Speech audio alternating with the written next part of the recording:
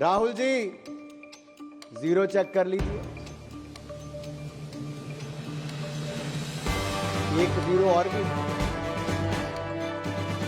अच्छा सुप्रिया जी नहीं दिखाता, चलो सुप्रिया जी ने कहा मैं नहीं दिखाता। ये कांग्रेस की सीटों की बात नहीं, मैं छोड़ दिया सुप्रिया जी।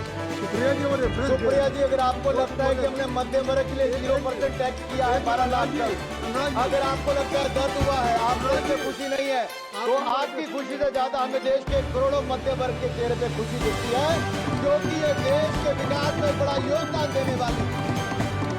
ये जीरो गिनने के बाद माननीय सभापति जी, ये जीरो चेक करने की बात मैंने राहुल गांधी जी से की, वो आपने रेफरेंस दिया और मैंने रेफरेंस दिया, और मैं आप सबके सामने पूछ, माननीय सभापति जी, सन 2014 के लोकसभा चुनाव दिल्ली की जनता ने कांग्रेस को कितनी सीटें दी?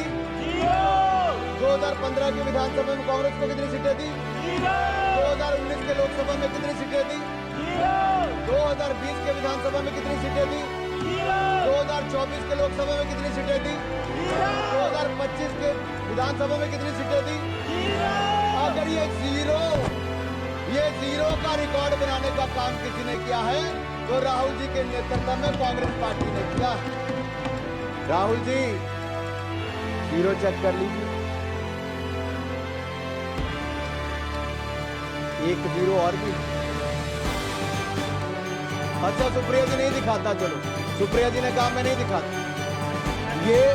ये कांग्रेस की सीटों की बात नहीं, मैं छोड़ दिया सुप्रिया जी। सुप्रिया जी अगर आपको लगता है कि हमने मध्यम वर्ग के लिए 0% टैक्स किया है 12 लाख का, अगर आपको लगता है दर्द हुआ है, आपको इससे खुशी नहीं है, तो आपकी खुशी से ज्यादा हमें देश के करोड़ों मध्य वर्ग के चेहरे पे खुशी दिखती है, क्योंकि ये देश के विकास में बड़ा योगदान देने वाली।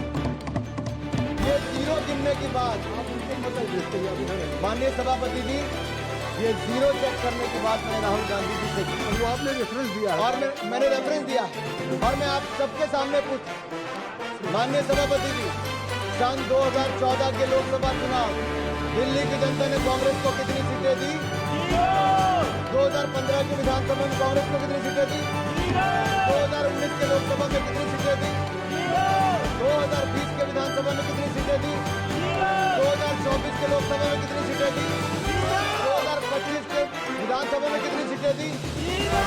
अगर ये जीरो का रिकॉर्ड बनाने का काम किसी ने किया है तो राहुल जी के नेतृत्व में कांग्रेस पार्टी ने किया है।